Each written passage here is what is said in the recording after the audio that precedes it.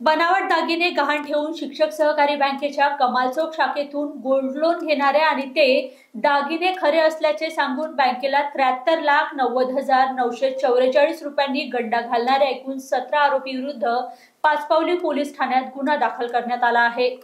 आरोपी अनिल उरकुडे असे आरोपी ज्वेलर्सचे नाव असून त्याच्यासह 16 आरोपी विरुद्ध गुन्हा दाखल करण्यात आला आहे।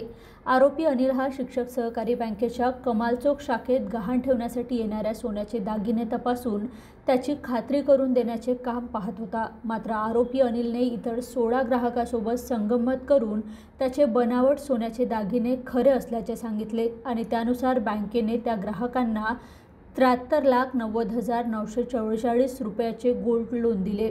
अनेक वर्ष उलटल्यानंतरही ग्राहकांनी गहाण ठेवलेले दागिने परत न नेल्याने बँकेला संशय आला। बँकेने ते दागिने पुन्हा तपासले असता बनावट असल्याचे निष्पन्न झाले।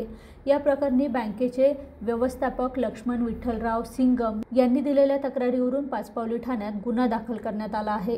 याच्यामध्ये कमाल चौकामध्ये पाचपावली पोलीस स्टेशनच्या हद्दीमध्ये शिक्षक सहकारी बँक आहे।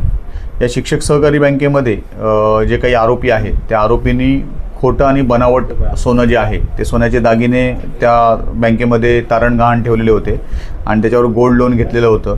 याच्यामध्ये आरोपींनी जे सोनं आहे ते बँकेचा जो अधिकृत नेमणूक केलेला सोनार आहे त्याच्याकडून सर्टिफाईड करून घेतलेलं होतं आणि त्या बेसवर बँकेनं ते सोनं तारण कर्ज त्या आरोपींना दिलेलं होतं। त्यानंतर व्याजाचे आणि कर्जाचे हप्ते थकल्यानंतर बँकेनं त्यांच्या एन्क्वायरी केल्यानंतर असं लक्षात आलं की त्याच्यामध्ये आरोपींनी जे ठेवलेलं सोनं आहे किंवा सोन्याचे दागिने आहेत ते खोटे आणि बनावट आहेत आणि त्या सोनारानं ते खरे असल्याचं सर्टिफाईड करून दिलं आणि त्याच्यानंतर त्यामध्ये बँकेनं कर्ज दिलेलं आहे आणि अशा प्रकारे बँकेची फसवणूक झालेली आहे। याच्यामध्ये बँकेनं पाचपावली पोलीस स्टेशनला देखील तक्रार अर्ज केला होता, त्याचप्रमाणे आर्थिक गुन्हे शाखेकडे देखील तक्रार अर्ज केलेला होता।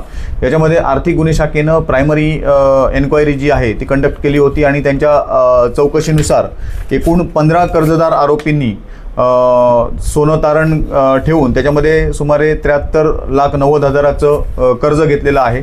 याच्यामध्ये जे कर्जदार आरोपी आहेत 15 आणि त्याचप्रमाणे तो बँकेचा सोनार आहे त्यांना गुन्ह्यात आरोपी करण्यात आलेला आहे आणि या गुन्ह्याचा पुढील तपास वरिष्ठांच्या मार्गदर्शनाखाली चालू आहे।